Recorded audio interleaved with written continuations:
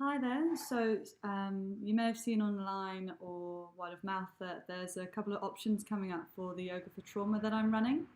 They're both at Spanda Yoga School, which is in Fremantle. And I thought I'd just make a little video to explain the differences between the workshop and the course. So the workshop is 2 hours and it starts tomorrow. It's from 1 till 3. And the purpose of that is just to really go through different tools and techniques, sort of pick things out and see what resonates for you. We work with the breath, with movement, with mindfulness. And this is more in little bite-sized chunks so we can really dissect and see what truly resonates so that we can take that off the mat and into our daily life to start to really build up this self-regulation. So what is trauma? Maybe it gets this sort of bad rep of what that means. It's an inability to cope and respond to what's actually going on. When we go through a trauma, we haven't got a choice. And so this practice of trauma-sensitive yoga is to really become empowered by every movement you make, every decision is yours. I'm just there to guide you, and you can take a break at any point. It's just for you to really come back into the body so that we can then start to release things out of the body in a safe, nurturing, and really responsible way. So normally when we think of this word trauma, maybe like big traumas that come to mind, whether that's like a veteran story or sexual abuse. But sometimes we forget about all these smaller traumas which can happen in our day-to-day life and can actually trigger as a big response as these more dramatic traumas that we sometimes come to with this trauma word.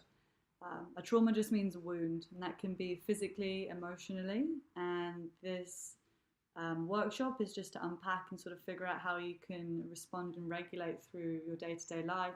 Whereas the 4-week course, which is also starting from tomorrow, that will be on Sunday evenings, and it's 75 minutes of yoga, and it's much more in the body. So instead of unpacking and trying to understand and work out, it's much more an experiential experience.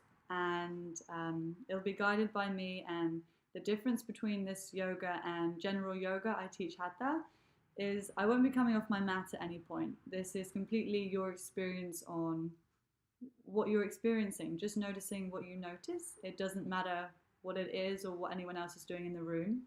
There are variations throughout the whole of the course. And the reason it's labeled a course rather than like a program is purely because I'm going to give you guys a booklet, and so you can really go through, so you haven't got to try and suck in all this information, but you can actually really be in the experience.